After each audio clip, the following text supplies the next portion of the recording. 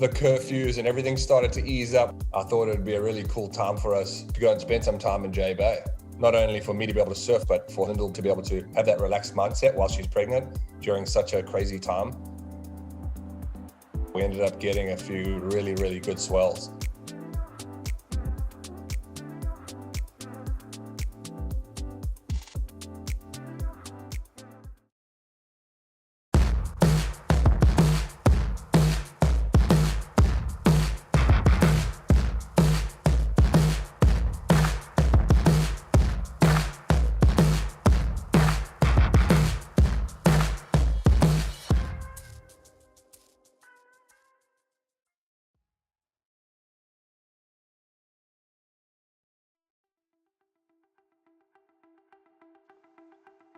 I try and get back to Durban as much as possible.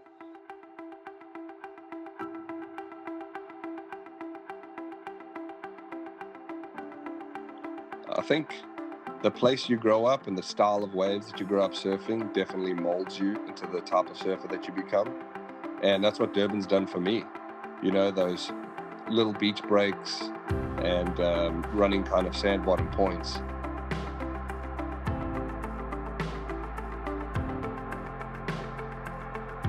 I think the surf city scene in Durban, the beach scene, is really different than most places. Obviously, you've got the massive city, which is right on the sand pretty much. And yeah, you just kind of get all walks of life, a lot of different experiences. And I think you can grow up pretty fast, you know.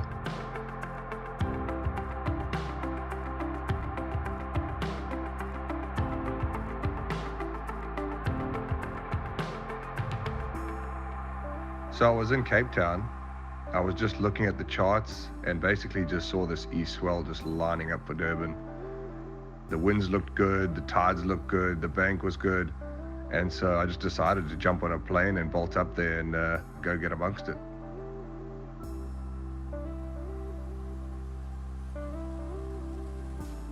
The winds were a little funky in the morning. And I remember just kind of standing on this porch, checking it, trying to decide, was I going to go to New Pier? Was I going to go to North Beach? As the morning went on, the conditions just started to get cleaner and cleaner and cleaner. And yeah, it just was perfect, 4 to 6 feet.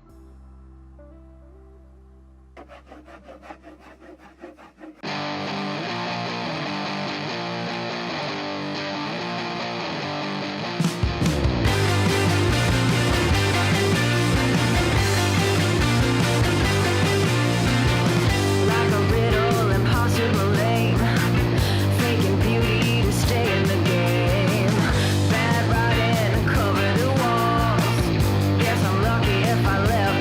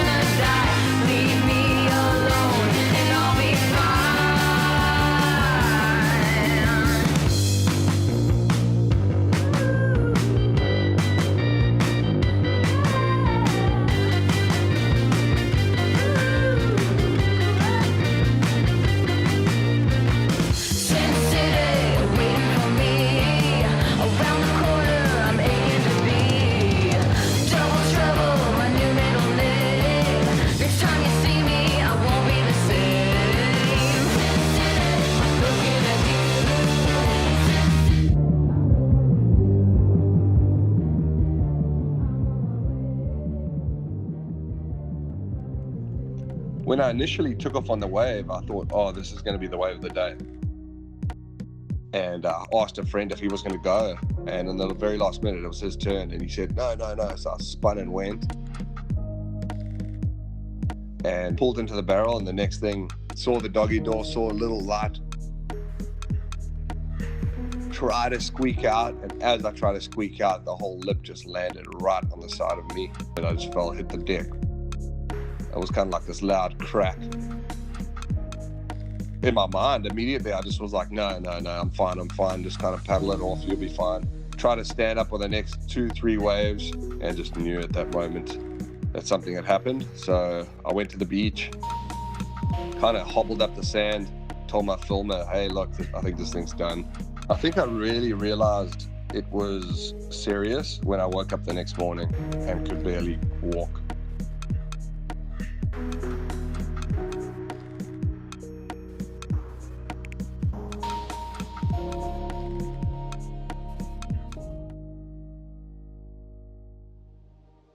When I woke up the next morning and realized I had to get surgery, everything kind of sunk in. After missing the Olympics, it just fueled the fire even more. I think at that moment I just started putting my head down and working really, really hard on recovery, every waking second.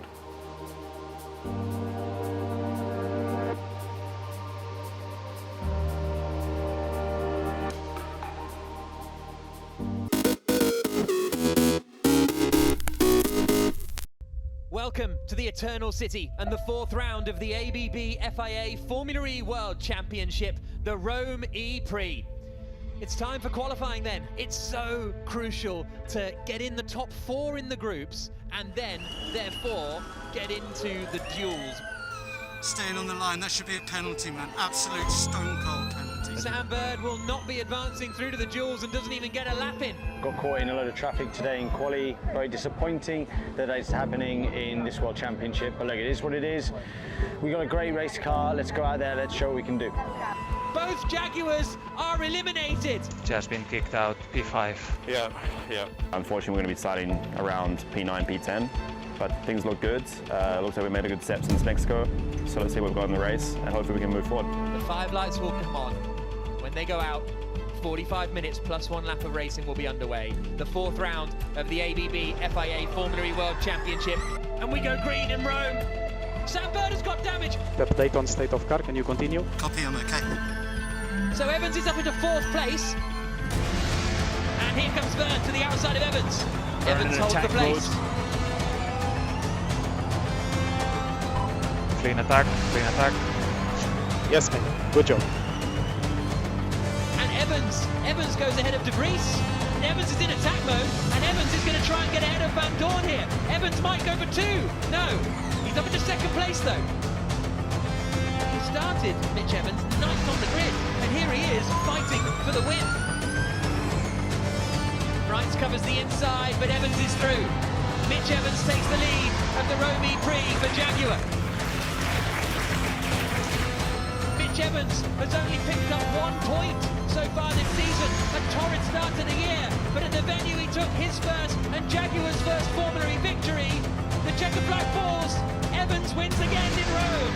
5th for Sam Bird.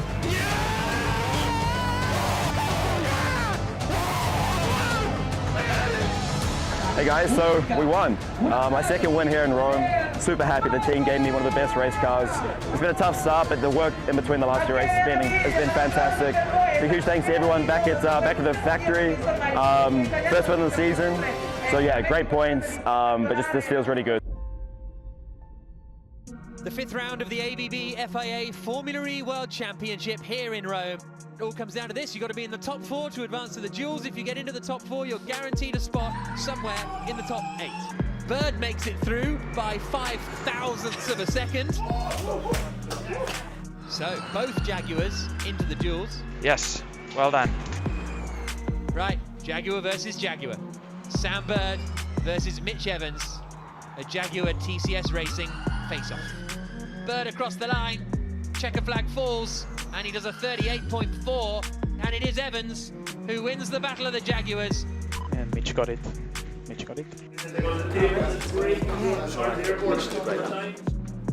Jake Dennis for Avalanche Andretti up against Mitch Evans for Jaguar TCS Racing. It's Jake Dennis who goes through to the final. Evans will be 4th on the grid and Sam Bird in 5th. Finally got a taste of the duels, which was cool. Up against Sam as well, which was nice. Managed to make it through to the semis, but unfortunately had my unpreferred tyre set on and I just couldn't progress through. We are about to go racing in round 5 of the ABB FIA Formula E World Championship, the Rome E-Prix. And we go green in Rome. Evans does go for it, the Jaguar through. And there is Evans, who is ahead of Lotterer now. Vern covered the inside and was fairly happy, but Evans just sent it around the outside. Bird is trying to defend from Wehrlein for 6th position, and he manages to hold the place for the time being. Can attack this lap, we'll get Dennis. And Dennis loses out to Sam Bird. Bird through, past Stoffel van Dorn, and that's 5th place now for the Jaguar racer. Evans will go to the inside, Vern tries to cover, there's nothing he can do. Mitch Evans now, up into 3rd place. He's got 7 minutes of attack mode remaining. Here comes Evans for 2nd place. The Kiwi to the inside, and Evans is up into 2nd position. Good job, good job. He's right behind Andre Lotterer now. Mitch Evans on a charge, and Mitch Evans is leading the Rome E-Prix again. 2 to go for Evans, the final left-hander at turn 19. He had 1 point coming into this weekend, but it's a double win for Mitch Evans in Rome. He is the emperor. It's my first upper victory in Formula E, my 3rd race win here in Rome. It's been a special weekend. I've got a lot of people to thank, especially the team. I've got Sam to thank, he really helped me today. Work in between the last 2 races, as I touched on yesterday, has been really, really impressive. Just want to say a big thanks to everyone that supported us. Hopefully this is a nice turning point for us for the rest of the championship, and let's go and get it.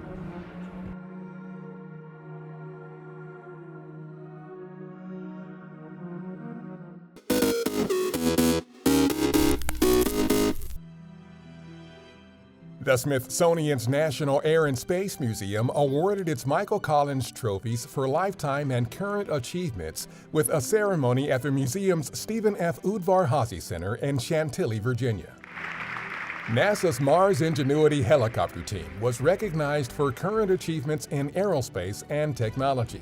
I think this truly demonstrates the power of what NASA can do and does, and frankly what this nation does when we have a challenge. Ingenuity rode to the surface of Mars attached to the belly of the Perseverance rover on February 18, 2021. Altimeter data confirmed. And several weeks later, on April 19th, the rotorcraft achieved the very first powered controlled flight on another planet. First flight of a powered aircraft on another planet. While Ingenuity arrived on Mars as a technology demonstration, NASA has extended flight operations through September. The historic rotorcraft has successfully completed 23 flights and counting, and will continue supporting the Perseverance rover's upcoming science campaign exploring the ancient river delta of Jezero Crater. Along the way, it will continue pushing its own capabilities to help inform the design of future Mars aerial vehicles. Oh my word, I am so excited to be here! The Smithsonian also honored Wally Funk with the Lifetime Achievement Award. Wally Funk and 12 other women pilots underwent spaceflight training in the 60s as part of an unofficial program, even outperforming the men, but were denied the chance to fly. Wally never abandoned her dream of going to space, and at 82 years old, that dream came true when she launched aboard the first crewed suborbital mission of Blue Origin's New Shepard capsule. A pioneer like Wally Funk will be the first woman on the surface of the moon. Isn't it an exciting time?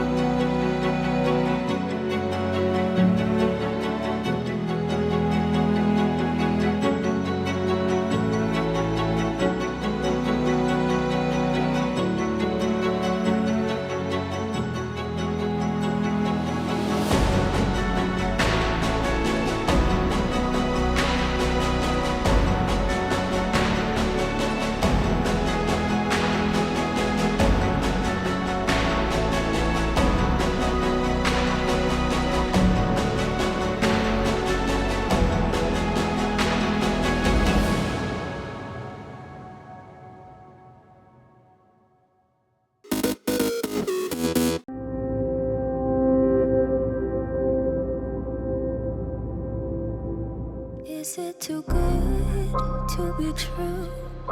I want this so much, but don't know if I can trust you. My mind's racing fast, trying to find the red flags I'm used to. All these green lights, are they coming too soon?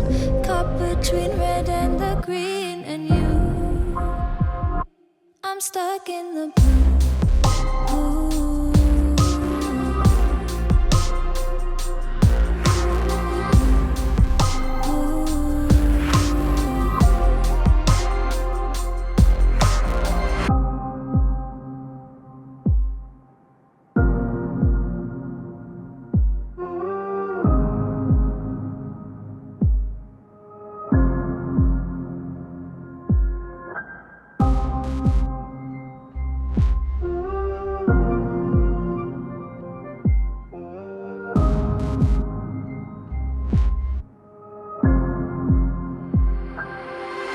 Is it too good to be true?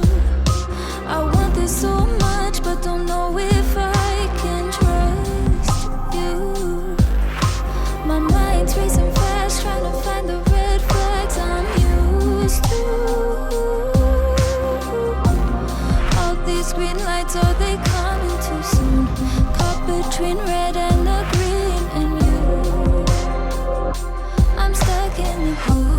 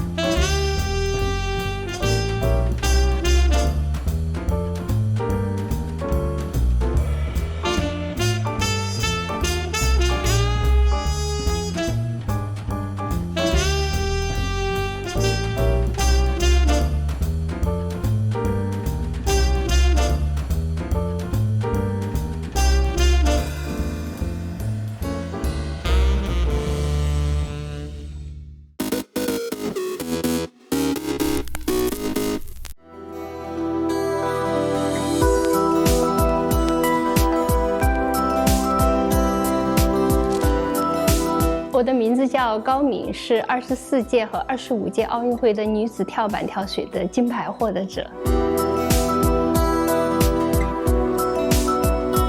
从小是个跳水运动员，就在用我的身体在完成着行为艺术。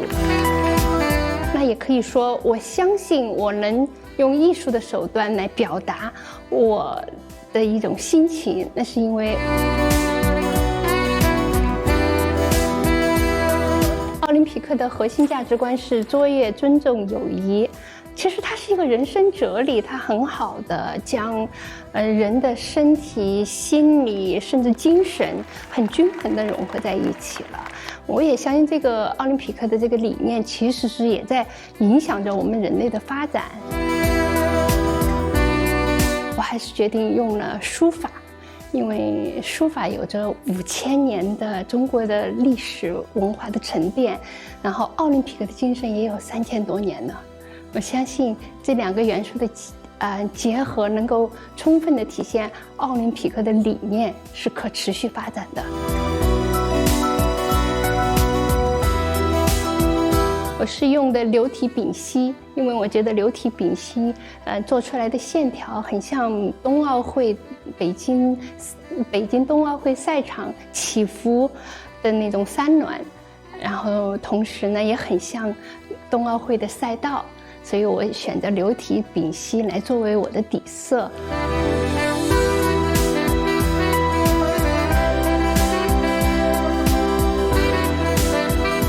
希望中国5000年的文化能够和现代的文化结合，来表达奥运会的理念可持续的发展。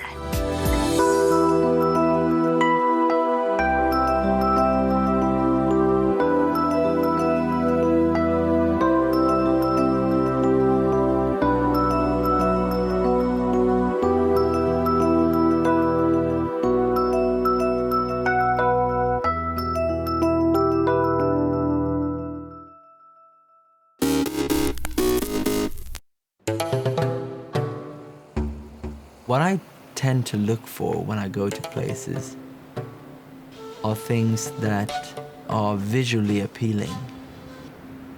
When you walk down the sand dunes here in St. Lucia, just thinking of the old shipwrecks or the explorers, the first thing they saw was these long beaches and impenetrable forest. They still look exactly the same. I can't imagine there are many places in the world where you can see tons of things in one day. I want to pinch my arm and say, this can't be true. I'm in the middle of this. I think the uniqueness is that it's diverse. You could peel off layer after layer and you'll find more and more things. It's all here for you to just be part of.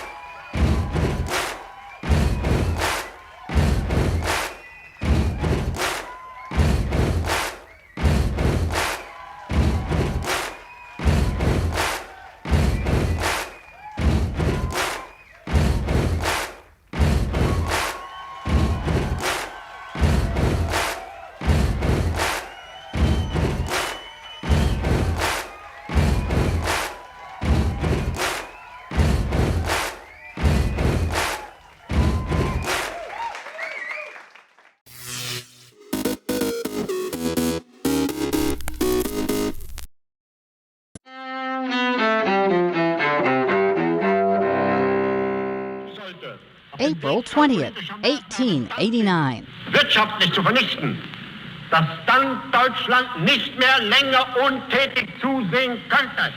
Adolf Hitler, dictator of Nazi Germany who ruled for more than a dozen years, is born in Austria. Hitler's Third Reich brought World War II and the Holocaust that killed 6 million Jews in Europe. 1999. They didn't care who they shot at. They were just shooting.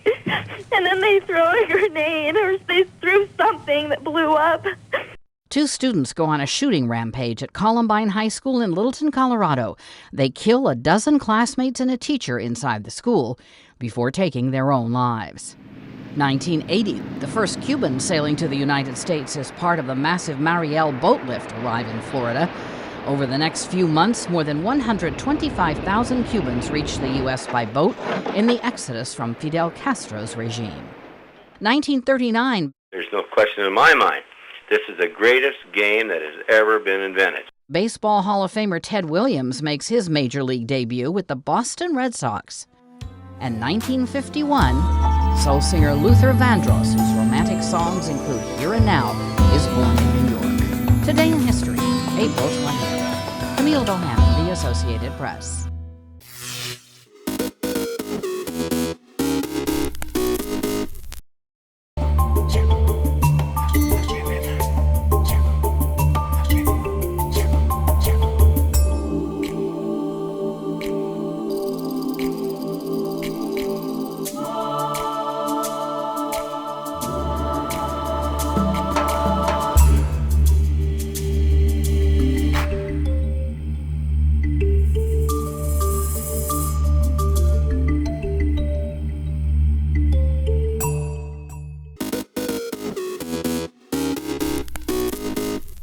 Welcome back in our studio, and in today's news,